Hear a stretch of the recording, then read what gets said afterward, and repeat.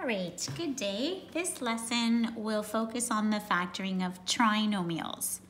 So as the prefix suggests, these are polynomials with three terms. The first case we're going to look at is an easy trinomial.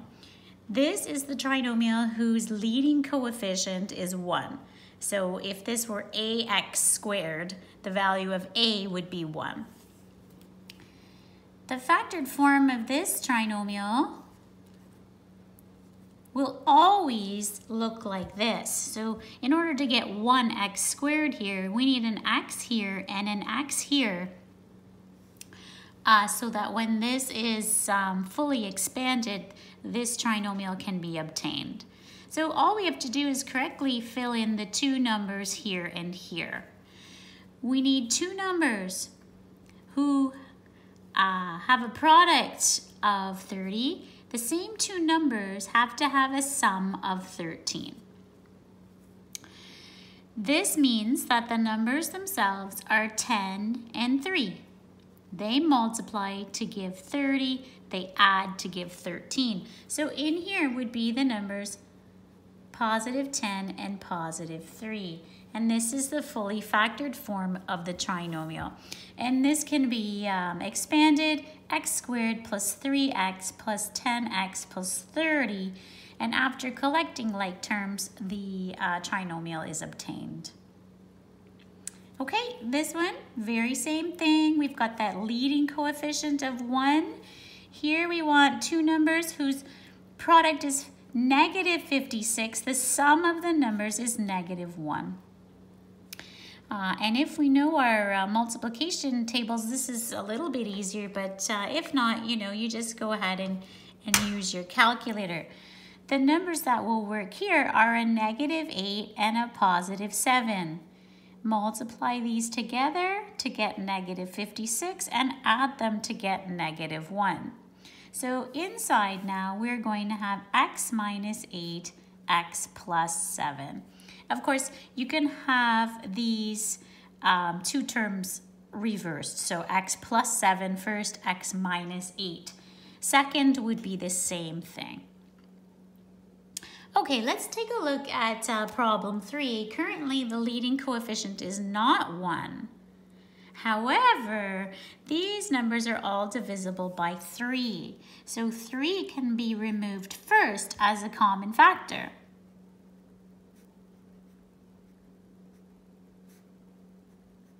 And that would look like this. So each term is divided by 3 first. Now the trinomial resulting in here is an easy trinomial. We know that since this is 1b squared, the factors will be of this form. We simply need to find the two numbers with product 21 and sum negative 10. This will work if we use the numbers negative 7 and negative 3. So that means the factors in here are b minus 7, b minus 3. And the 3 that is common remains out front. Okay, finally, we get to number 4. This is a tricky trinomial. This is not a 1. These numbers are not divisible by 7, so we are stuck with this general or tricky trinomial. How do we do this question? We start by multiplying 7 by 6 to get 42. That's the product we're looking for this time with a sum of 23. We can use the numbers 21 and 2. They fit this criteria. So what we do now is replace this middle term. The first term stays the same. The middle term is replaced with positive 21x and positive 2x. Now we group and remove the common factor from the first two terms. 7x is common to those terms. Dividing the terms by 7x will give us x plus 3. From the latter two terms, positive 2 is common. And when we divide the terms by 2, we get, again, x plus 3. This has to match here, or there's something incorrect. Okay, so we have to have this matching binomial. It is one of the factors. The other factor is here. 7x plus 2 will be the other factor. Okay, don't forget we can check all of these using multiplication. So many of you would call this FOIL. You would go first, outside, inside, last, like this. 7x squared plus 2x plus 21x plus 6. And then the middle two terms, once added, would give you back 23x. Okay, another tricky trinomial. Now we've got large numbers too, because when you multiply 15 by negative 400, you're going to get negative 600. The sum is the coefficient of the middle term, which is just negative 1. So numbers with a product of negative 600 and a sum of negative 1. So maybe you start by dividing by 30, negative 600 divided by 30, and you get negative 20, but those numbers have a sum of 10, not negative 1, okay? And then you just keep trying various combinations. Hopefully, you would try maybe 25 at some point. You can see if we use 25 and negative 24, the sum would be positive 1. So this means we should use a negative 25 and a positive 24. Okay, so sometimes it'll take you a few minutes to come up with the right combination, but check this. Multiply to get this, add to get this. Now, this question reminds us that when we replace this middle term, we have to make these like terms. So this is negative 1x cubed. So these terms will be negative 25x cubed and positive 24x cubed. Remove the largest common factor from the first two terms. So that will be 5x cubed. Dividing by 5x cubed, we will have 3x cubed minus 5. You can check this using multiplication. Here, let's remove the largest common factor.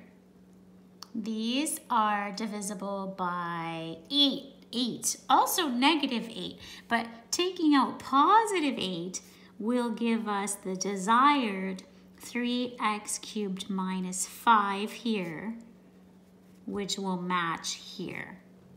Okay, so we take out 8 as common. This common binomial is the first factor. The second is 5x cubed plus 8.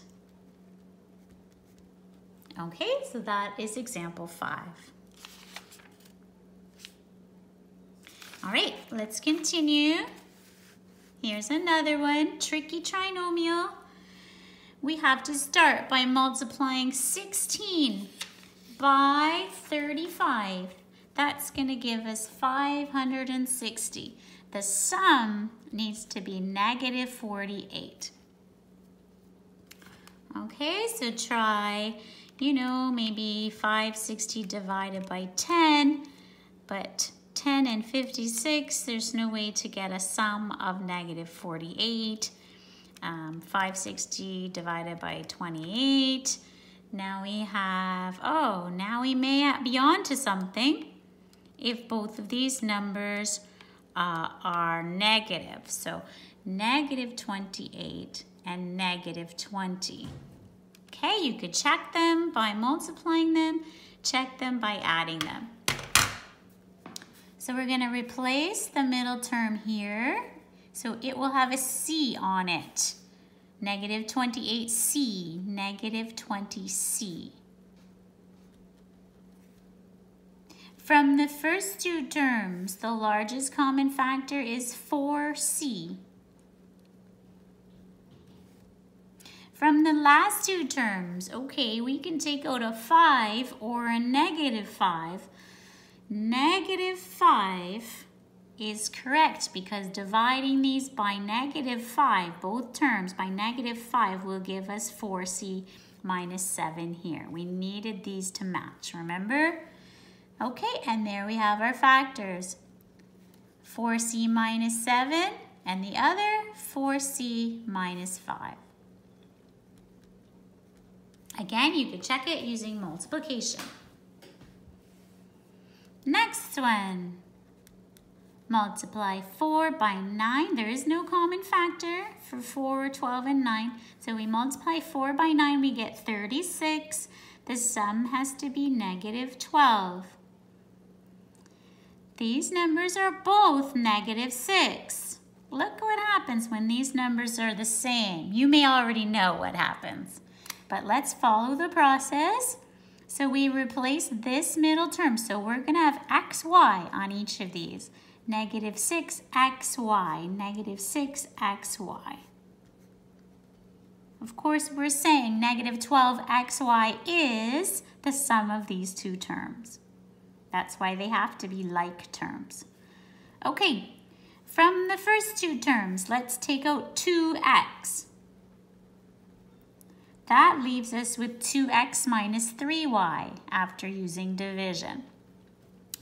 From these two terms, we're going to take out a negative 3y. When we divide by negative 3y, we will get positive 2x. And then here, dividing by negative 3y, we'll get negative 3y. These terms match. So that's our first factor. And the other factor is here, 2x minus 3y. All right, so look, when the numbers here match, the factors here match. This, in fact, is the square of 2x minus 3y, which means that the original trinomial was a perfect square trinomial. Okay, so when the factors are identical, we should write one more step in like this. Let's try 8.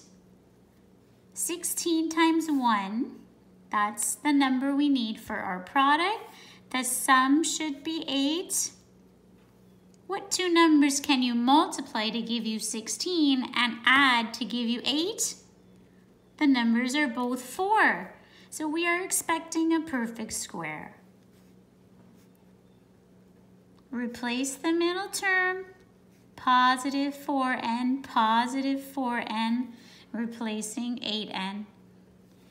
From the first two terms, remove 4n using division. We get 4n plus 1. You could check it by multiplying. What's common to the latter two terms? It looks like nothing. So what you do is you remove positive 1 as the common factor. And here it is. One factor is 4n plus 1. The other is here, 4n plus 1 also. So we would write this as the square of 4n plus 1. Okay, let's do a final example. It again is a trinomial. Now, every time we approach any factoring question, we're supposed to be looking for a common factor. Here, all numbers are divisible by 3 and all terms contain 1x. So we should start by removing 3x as common.